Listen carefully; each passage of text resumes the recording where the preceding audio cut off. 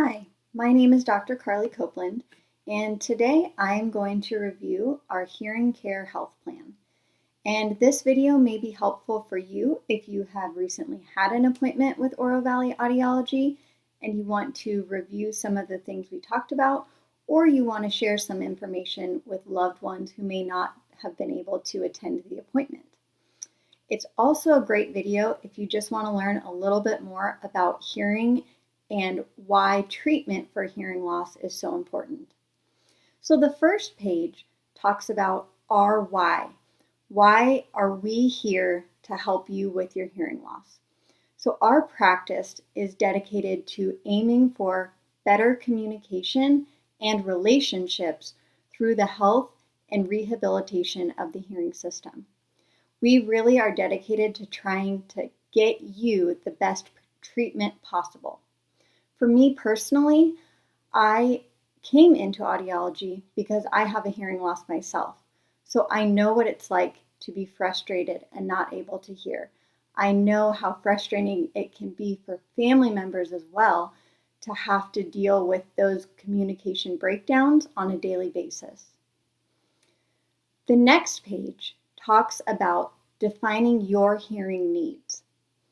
This page is important because it gives us as audiologists a little bit more information about you and what you're looking for. So we're going to ask you to define what listening situations you are struggling with at the moment. Once you tell us what those situations are and the impact they have, it helps us to determine what treatment is right for you and your lifestyle. So one example would be a listening situation that, let's say, I can't hear the TV very well. So I turn it up very loud and my spouse is frustrated. He can't talk to me when I'm watching the TV, and other things that are going on are bothering him because that TV is so loud. So it's frustrating to not just me, but also my spouse as well. So those kinds of things are really good for us to be able to know so that we can help you and get you the best care possible. The next page goes over a little bit about how hearing works. So we talk about 4 different parts of the ear that we evaluate. So the first part is the outer ear, and that's where sound enters the ear canal. The next part is the middle ear. This is where the eardrum is and the bones of the ear are. And those vibrate and send the sounds to the inner ear. The inner ear is filled with fluid that moves when a sound enters. The next part is the brain. So it goes to that central pathway where the nerve of hearing is and communicates which sound you heard. So those are all important parts that we look at to see how you are functioning and how your hearing is. The next part on the next page is called the audiogram. So the audiogram starts with a graph. Across the top are the pitches. So on the left side, those are low pitches, and it goes all the way across to the high pitches on the right side. It's kind of like a piano keyboard if you think about it like that. And that is in frequency. On the other side, down the side, is the decibels. So it starts at the top at a very, very soft sound and goes down to a very, very loud sound. So what we do when we test hearing, we mark the very softest sound that you can hear at each different pitch. The lower on the graph the mark, the worse the hearing at that pitch. So some people will have a hearing loss that's called flat. So all the way across the board, they have a hearing loss. Other people might have good hearing in the lower pitches and poor hearing in the high pitches. With a hearing loss like that, it's called a sloping hearing loss.